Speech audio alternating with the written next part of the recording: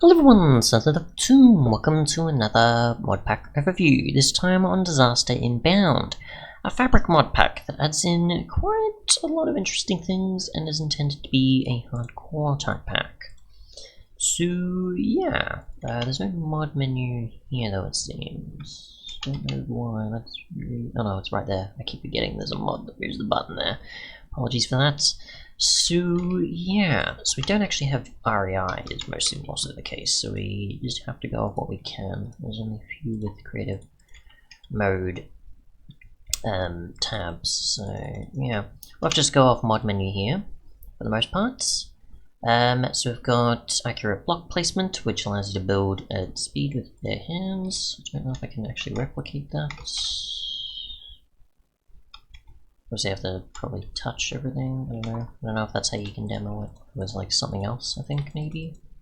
There's probably other ways, and I've probably reviewed it before, so maybe. But yeah, for just like differences of building, you've got that as an option. Obviously, won't repeat that for everything, but either way, you get the idea. You can have better building speed or swapping between. I'm trying to remember. I'm thinking a different mod.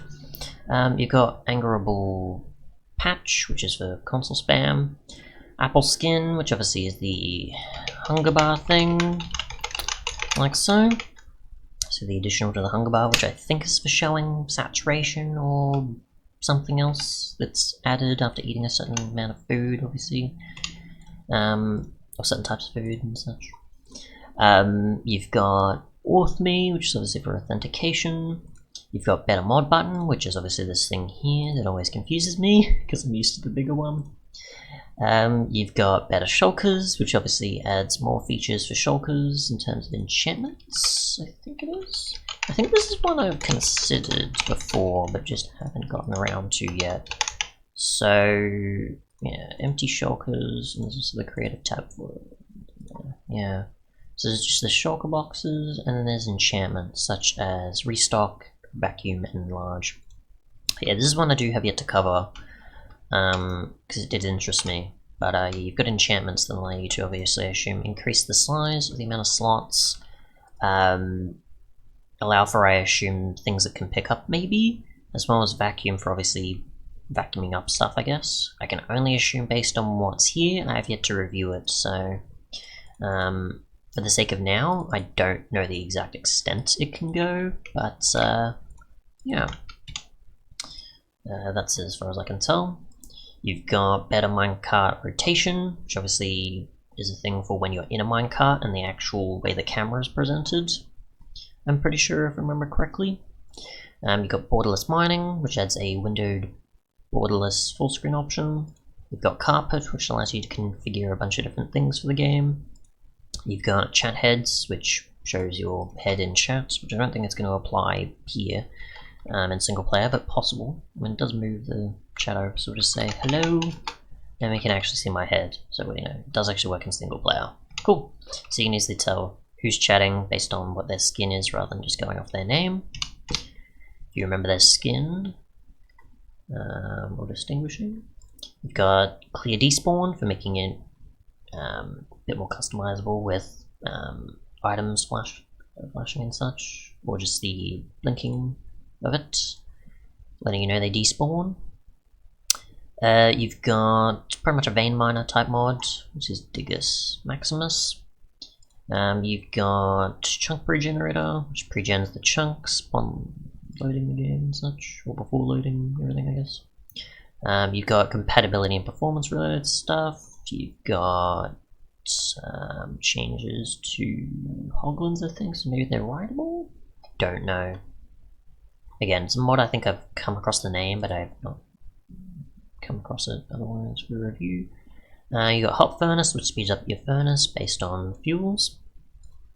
So more options, I think it's for like maybe blaze powder, gunpowder, and other stuff or something like that. You've got Hydrogen, which is for memory related stuff, so performance. Images, which allows you to display images from other sources in-game. I think you need like Imager or certain other things. You've got immersive portals, as well as its core. So if you want the ability to have portals that are more seamless, just go with, say, Obsidian. nether portal one, which I know is the case that works the most. Or certain things like dungeon stacks, dimension stacks as well, which is an option I'll showcase. That's not high enough. Or can you do that small? I don't know. I always forget. So there we go. It takes a bit, and then eventually it'll load in the nether forest like so. So yeah, we can seamlessly go in and out. Just do my FPS and memory on the side. You can see how that works.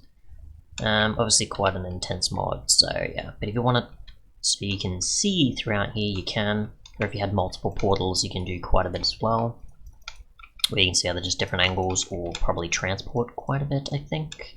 I don't remember the exact, because it's been a while since I've reviewed it, but you can see exactly... yeah, you go to different points, even if you're right next to another portal. You don't have to constantly go, okay, I'm however far out, and then do it. So that's cool. Yeah. So that's the extent I'm going to show that. There is dimension stack, which I'll go out, because it's part of world creation. So create a new world, and this is dimension stack, and you can stack dimensions on top of each other. So if you say, for example, want to make it so that you can select transport yourself to the nether by going actually under the overworld, so you break bedrock or something, then you can. Or it's getting to a point, I think, underground, like maybe, say, if you had it where you walk to like level 5, Y level, and then you eventually go to the nether. I think that's more so how it works, not actually breaking bedrock. I could be wrong though, it's been a while since I've used this or mods that do this sort of thing. So yeah, and if you go to the sky, for example, it could be the alternate dimensions that immersive portal is going to have. It shows the end is not okay, the end is available that way, but technically by default it's not, but yeah. So you can add or remove dimensions and do that if you want, so that's cool benefits. We'll move on, of course, to any of the others. So let's see, what else? Mod menu, I forget from any of these. We've got, let's see, Lamb Dynamic Lights, which obviously are Dynamic Lights mod, so obviously useful for using torches in caves without the need to use night vision or place them down often. You've got Light Overlay, which is your sort of, hey, there's yellow X's or red X's depending on if obviously mobs can spawn out in the world, or if it's in caves you'll mostly see the red ones, showing that they'll spawn there instead. So yeah, there's that. And then obviously knowing in that where mobs can spawn, and then placing torches so that it removes that. So just go torch. Obviously moves how much, because obviously that means mobs can't spawn now. Anywhere that these are presented, you can. Oh, they can. We'll go straight down here. Got like Matica for building, which I don't know the extent of. I think it's like control something C. I don't even remember anymore. You bring up like a menu, and then you've got like a bunch of different options, and it allows you to build, use schematics, I think, and a bunch of other stuff. So yeah, I can't remember what the exact. Is it control like VC or something? VC, Alt VC, something like that. I don't know. Probably just me messing with the zoom mod instead of actually activating it, because I forget its actual controls. Another performance-like mod, you've got Mini HUD, which displays different information. Yeah, this is the sort of menu you'd see for both like Matica and Mini HUD, so you can change a bunch of different elements.